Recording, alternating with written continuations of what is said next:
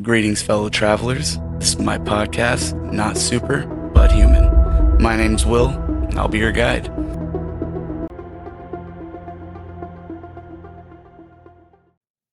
Welcome to side quest number 2 of my podcast, Not Super, but Human. With this one, this is going to be the first of my personal musings that I take home with me from my job as a drug and alcohol counselor. So this week, I've been putting together the video for stage 1, The World You Know, of the hero's journey that I'm going to be posting, I think, hopefully on Sunday. And I've been reflecting on what initially put me on my hero's journey in the first place. And thinking back on it,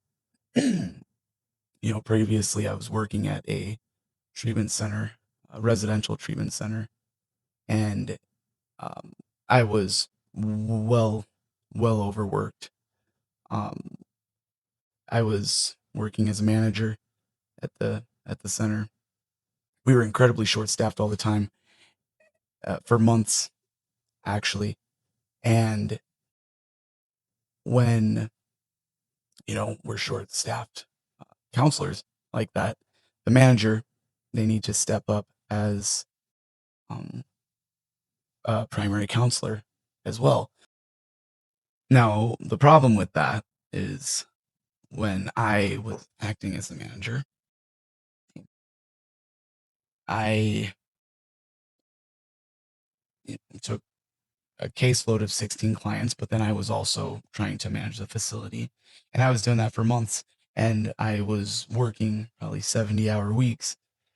And the thing is, I've always been, since I've been in the field, I've been a drug and alcohol counselor, but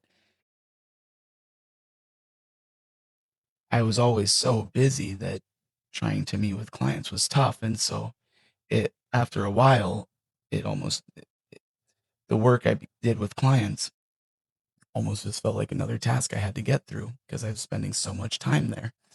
And it really took my passion out of, the work I did, among other things. But I'll get more into that another time. But it was all a very disheartening situation. But at any rate, I'm so glad I left that place. But I'm at a different place now, and you know where this musing for this video comes in. I was doing a chemical dependency assessment, and this was a Friday. And with substance chemical dependency assessments, sometimes you have them scheduled and back to back, and it's like you have some time to do the assessment, get the summary ready, uh, call collaterals, do the next one. And then after, during some assessments, clients, you have to redirect them quite often. And I had this one assessment where I found myself, redirecting the individual quite a bit, but then I had to question myself and why I was redirecting them. And this is taking me back to, my my experience at that other treatment center. I was treating that assessment as a task, which wasn't necessarily fair to that individual, because the reason I was felt I was needing to redirect them was not because they were just rambling on and not able to stay on topic. It's because they were experiencing a significant amount of grief. And it took me way too long to be able to acknowledge that that's what I should have been paying attention to. And the thing with assessments is it's not a counseling session. I don't have the time to, I can't work with them through, that grief during that assessment there.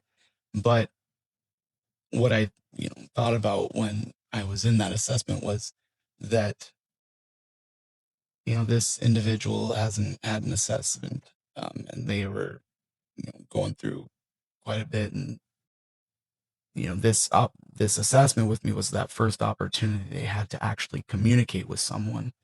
And, there I was trying to just move it along. Um, and, that thought is frustrating to me.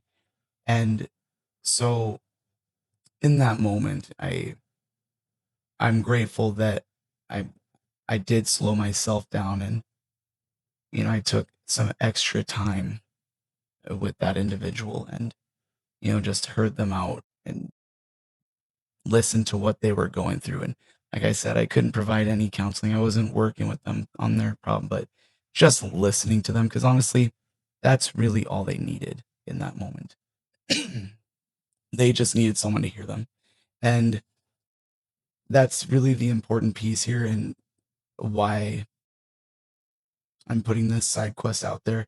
And part of what I'm wanting to do with these videos is, putting out the framework of the hero's journey so that we can follow it, towards finding purpose in our lives. And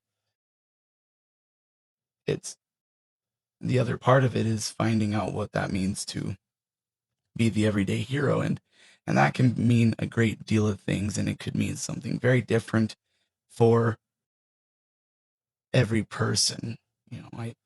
I consider I in counseling I pull a lot from existential theory and thinking about Viktor Frankl and logotherapy. And um, you know and with existentialism, no meaning is universal.